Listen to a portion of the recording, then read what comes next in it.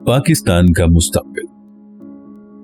वतन अजीज में कुछ लोग ऐसे भी हैं जो पाकिस्तान के मुस्तकबिल के बारे में वक्तन फवक्तन शुकूक व शुबहात में मुब्तला होते रहते हैं। इनमें बहुत कम आवाम और बहुत ज्यादा ख्वास की तादाद होती है। ख्वास में ऐसे लोगों की कमी नहीं जिनकी एक जेब में पाकिस्तानी पासपोर्ट और दूसरी जेब में अमेरिकन ग्रीन कार्ड या दीगर ममालिक के इकामतनामे हर वक्त मौजूद रहते हैं। उनके मालो मता का बेशतर हिस्सा भी बैरूनी बैंकों की तिजोरियां गरमाता रहता है और पाकिस्तान में वो सिर्फ ऐसे करंट अकाउंट खोलने पर कनात करते हैं जिन पर ज़कात कटने का खतरा लायक ना हो। इसके अलावा इनकम टैक्स, ज़कात से बचकर और गालिबन मुनशियात के कारोबार से हाथ रंग कर भी काले धन के अंबार ऐसी महारत से जमा करते हैं कि अंजामे कार हुकूमत ही उनके सामने घुटने टेक कर धोबी घाट खोल देती है, जहां पर सरकारी अफसर अजीब व गरीब कवानीन का साबुन मल मल कर काली पूंजी को सफेद करने में हमतन मसरूफ हो जाते हैं। ये दयानत और अमानत के साथ साथ एक भोंडा मजाक है। बहुत से लोगों के नजदीक पाकिस्तान की सलामती और इस्तेहकाम का राज फकत इस बात में मुज़मिर है कि हालात के उतार चढ़ाव में उनके जाती और सरसर इनफरादी मुफाद का पैमाना किस शरह से घटता या बढ़ता है। ऐसे लोग काबिल रहम हैं। वो बुनियादी तौर पर ना तो वतन दुश्मन होते हैं और ना ही उन पर गद्दारी का इल्जाम लगाना चाहिए। मरीजाना ज़हनियत के ये लोग हिरस व हवस की आग में सुलग कर अंदर ही अंदर बुज़दिली की राख का ढेर बन जाते हैं। हवादिस दुनिया का हल्का सा झोंका इस राख को उड़ाकर तितर बितर कर देता है। उनका अपना कोई वतन नहीं होता। इनका असली वतन महज उनका अपना नफ्स होता है। इसके अलावा जो सरजमीन भी उनकी खुद गर्जी, खुद पसंदी, खुद फरोशी और मुनाफकत को रास आए वो वहीं के हो रहते हैं। पाकिस्तान में इस तरह के अफराद का एक तबका मौजूद तो जरूर है, लेकिन खुशकिस्मती से उनकी तादाद महदूद है। इसके बरअक्स पाकिस्तानियों का सिवाद आजम हुब्बुल वतनी के जज्बे से सरशार है। ये अलग बात है कि उनकी हुब्बुल वतनी पर बार बार इंतहाई कड़ी आजमाइश के दौर आते रहे हैं, लेकिन अब तक इनके पाए सबात में किसी नुमाया लग़ज़िश के आसार नमूदार नहीं हुए। ये अल्लाह ताला की खास रहमत है। अलबत्ता हमें ये हरगिज फरामोश न करना चाहिए कि बार बार कुफरान नेमत का मुर्तकब होने से अल्लाह के अजाब की गिरफ्त भी बड़ी शदीद होती है। मेरा अंदाजा है कि कौम की कुव्वत बर्दाश्त का जरूरत से ज्यादा इम्तिहान लिया जा चुका है। अब इसके पैमाने सब्र को लबरेज होने से बचाना हम सबका इज्तमाई और इनफरादी फर्ज है। एक मुख्तसर सा वक्फा छोड़कर अक्टूबर 1958 से लेकर बड़े तवील अरसे तक हमारी फौजी और सिविल दोनों तरह की हुकूमतें मार्शल लॉ की छतरी तले बरज़ा और रग़बत, हंसी खुशी हुक्मरानी करती रही हैं। इस अमल से हमारी मुसल्लह अफवाज पर क्या अच्छे या बुरे असरात मुरत्तब हुए हैं, इनका तज्ज़िया करना फौजी माहिरीन का काम है। अलबत्ता यहाँ पर एक छोटा सा वाक़या बयान करना दिलचस्पी से खाली नहीं है। 1969 में जब मैं यूनेस्को के एग्जीक्यूटिव बोर्ड का मेंबर था तो एक साहिब से मेरे निहायत अच्छे मरासिम हो गए जो मशरक़ी यूरोप के बाशिंदे थे और उनका मुल्क अपनी मर्जी के खिलाफ रूस के हल्का इक़्तिदार में जकड़ा हुआ था। वो अपने वतन में बाज़ कलीदी असामियों पर रह चुके थे और रूस की पॉलिसियों और हिकमत अमली से बड़ी हद तक वाकिफ और नाला थे। एक रोज बातों बातों में उन्होंने कहा कि अगरचे रूस और अमरीका एक दूसरे के हरीफ हैं, लेकिन बाज़ उमूर में अपने अपने मुफाद की खातिर दोनों की पॉलिसियां और मंसूबे एक दूसरे के साथ मुताबकत इख्तियार कर लेते हैं। मसलन, मैंने पूछा, मसलन पाकिस्तान? वो बोले। मेरी दरखास्त पर उन्होंने ये वजाहत की, ये ढकी छुपी बात नहीं कि पाकिस्तान की मुसल्लह अफवाज का शुमार दुनिया भर की आला अफवाज में होता है। ये हकीकत ना रूस को पसंद है और ना अमरीका को। रूस की नजर अफगानिस्तान के अलावा बहरा अरब की जानिब भी है। इसके अलावा रूस को भारत की खुशनुदी हासिल रखना भी मरगूब खातिर है। इन तीनों मकासद के रास्ते जो चीज हायल है वो पाकिस्तान की फौज है। अमरीका का मकसद मुख्तलिफ है। अमरीका की असली और बुनियादी वफादारी इसराइल के साथ है। ये भी सब जानते हैं कि अगर किसी वक्त इस्लामी सतह पर जिहाद का फतवा जारी हो गया तो पाकिस्तान ही वो मुल्क है जहाँ की मुसल्लह अफवाज और निहत्ती आबादी किसी मजीद हुक्म का इंतजार किए बगैर जज्बा जिहाद से सरशार होकर एकदम बसूए इसराइल उठ खड़ी होगी। आलम इस्लाम में अपनी तमाम कामयाब रीशा दबानियों के बावजूद अमरीका ये खतरा मूल नहीं लेना चाहता। इसके अलावा रूस की मानंद अमरीका भी भारत की खैरसगाली और खुशनुदी हासिल करने और बढ़ाने का आरज़ूमंद है। पाकिस्तान की मुसल्लह अफवाज रूस, अमरीका और भारत की आंख में बराबर खटकती है। इसलिए तुम्हारी फौज को निकम्मा और कमजोर करना तीनों का मुश्तरका नस्बुलैन है।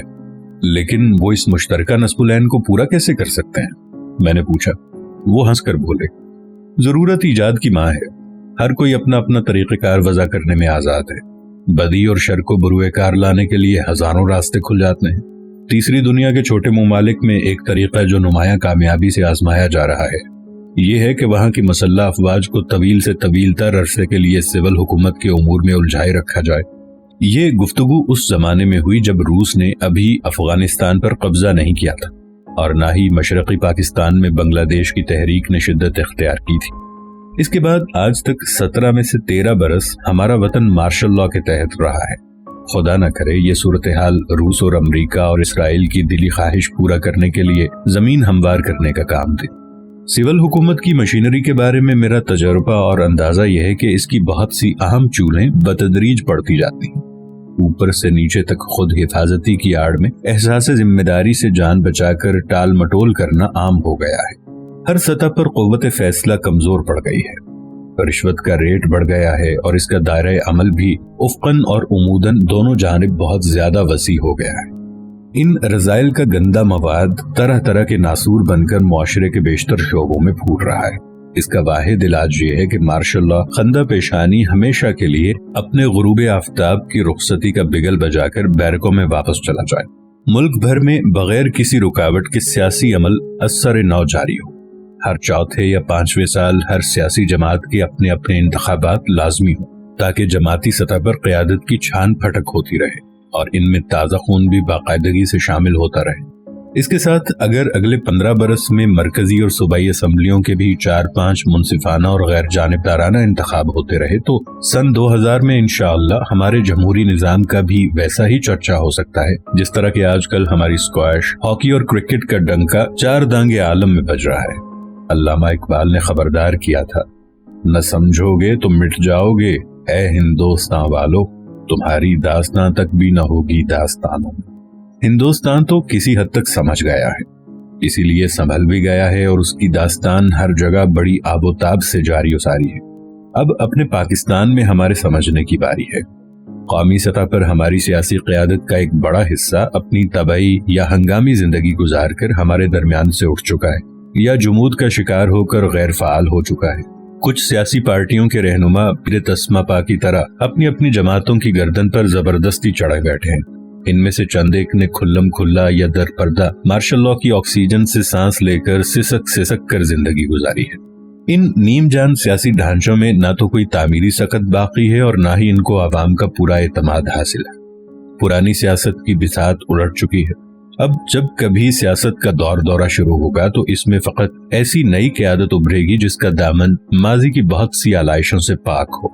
خدا کرے یہ دور جلد سے جلد آئے اور اسے پوری ایمانداری، خلوص اور نیک نیتی سے فروغ دیا جائے۔ اگر ایسا نہ ہوا یا اس سے رکاوٹیں پڑتی رہیں تو پھر کیا ہوگا؟ اس کے تصور سے ہی دل لرز اٹھتا ہے۔ اس کے بارے میں نوشتہ دیوار جلی حروف میں ہمارے سامنے موجود ہے جسے پڑھنے کے لیے کسی خاص اینک لگانے کی ضرورت نہیں۔ مجھے راز دو عالم دل کا آئینہ دکھاتا ہے، وہی کہتا ہوں جو کچھ سامنے آنکھوں کے آتا ہے۔ کچھ عرصے سے یہ فیشن بھی عام ہو رہا ہے کہ سول اور فوجی اعلی افسر اپنی ملازمتیں پوری کرنے کے بعد خاصی تعداد میں بعض سیاسی جماعتوں میں نمایاں مقامات حاصل کر رہے ہیں۔ یہ سیاست اور جماعتوں دونوں کی بدقسمتی ہے۔ سرکاری ملازمتوں کو اپنا اپنا الگ چلن اور رنگ ڈھنگ ہوتا ہے۔ اس میں طویل عرصہ گزارنے کے بعد انسان کی سوچ، وضاقتہ، اخلاق و آداب، رکھ رکھاؤ، طور طریقہ اور انداز زندگی ایک خاص سانچے میں ڈل جاتے ہیں۔ یہ سانچہ ان ضروریات سے بالکل مختلف ہوتا ہے جو ایک کامیاب سیاستدان بننے کے لیے لازمی ہے۔ ایسے سابق اعلیٰ افسر چلے ہوئے کارتوس ہوتے ہیں۔ ان میں سیاسی بارود بھر کر دوبارہ چلانے کی کوشش کرنا عملاً بیکار، بے حاصل اور بے اثر ہے۔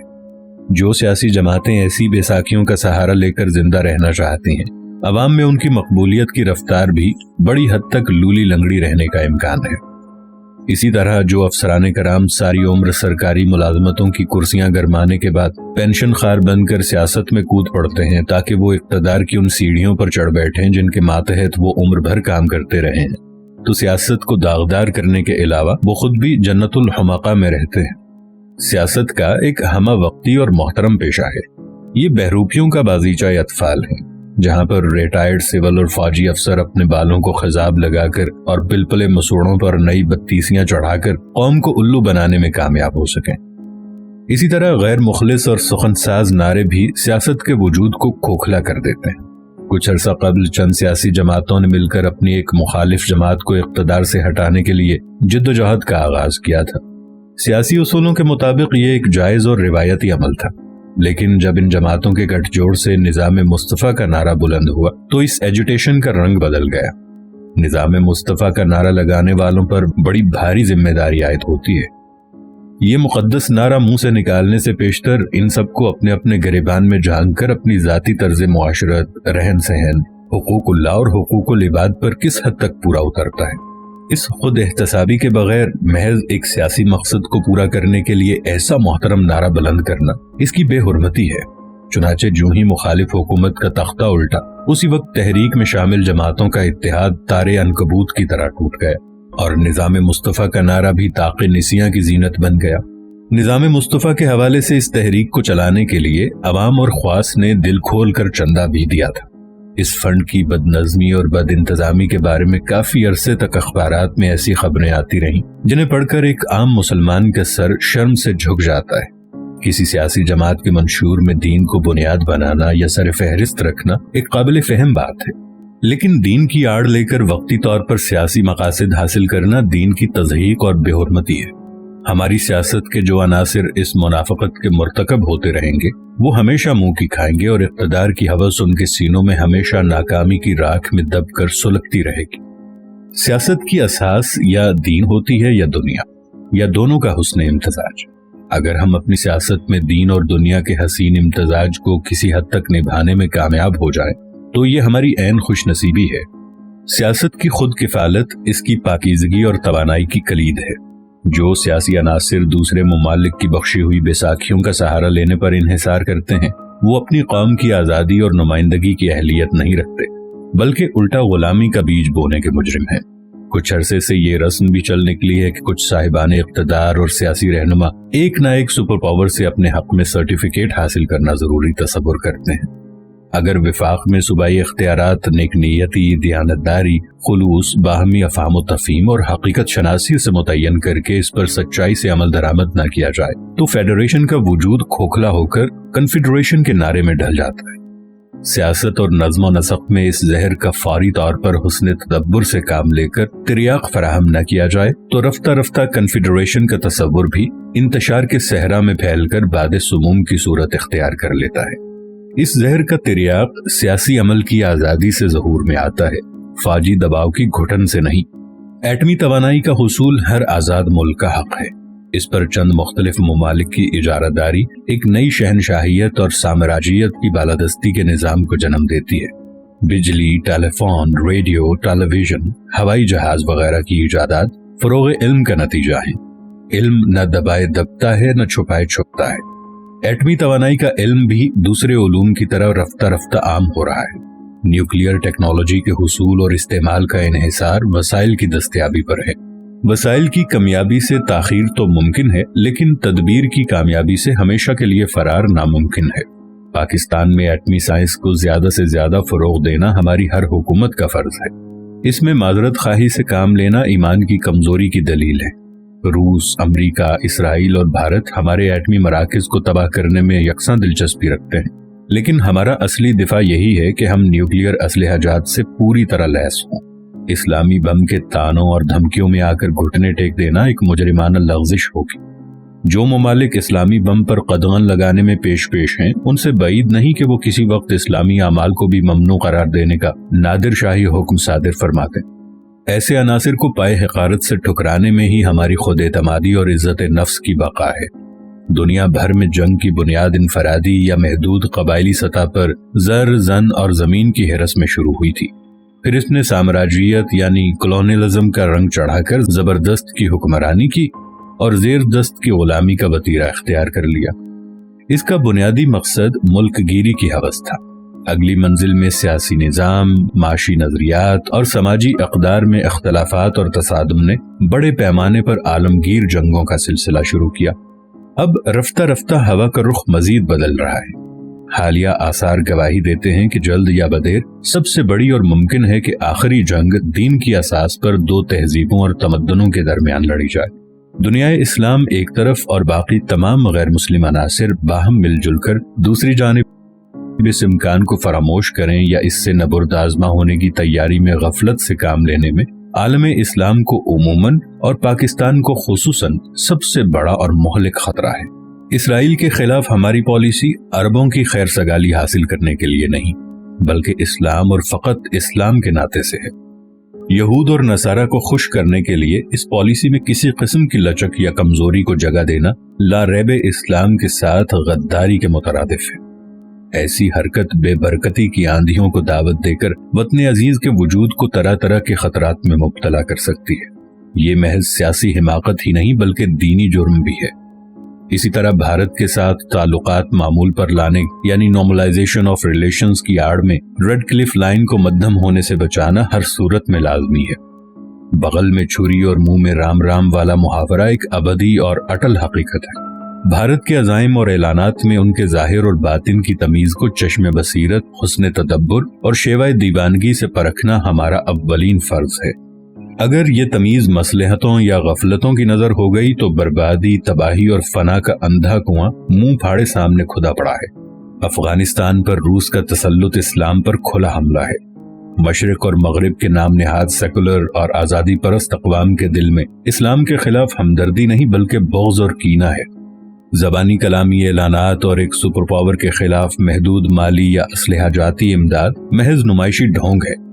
اس بھرم کو قائم رکھنے کے لیے بہت سے ملک ہمارے ساتھ ہیں، لیکن یہ قضیہ ہم ہی کو چکانا ہے۔ رفتہ رفتہ روس کی افواج کسی نہ کسی حد تک واپس چلی جائیں تو چلی جائیں، لیکن روسی اثرات کے جراثیم آسانی سے جانے والے نہیں ہیں۔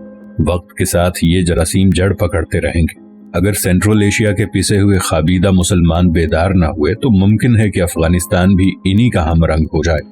پاکستان میں اسلام کے فروغ کا نصب العین فقط ہمارے مفاد ہی میں نہیں بلکہ افغانستان اور سینٹرل ایشیا کے لیے بھی کام آ سکتا ہے، لیکن اسلامائزیشن کے پردے میں کاسمیٹک اسلام کا ڈھونگ رچانا منافقت کی دھول اڑانے کے علاوہ کوئی مقصد پورا نہیں کر سکتا۔ ہمیں اسلام کے بنیادی اور حقیقی اصل اصول فنڈامنٹلزم کو اپنانے کی ضرورت ہے۔ اس کے بغیر امور ریاست میں اسلام کے نام پر سب کچھ بیکار بے بنیاد ہے۔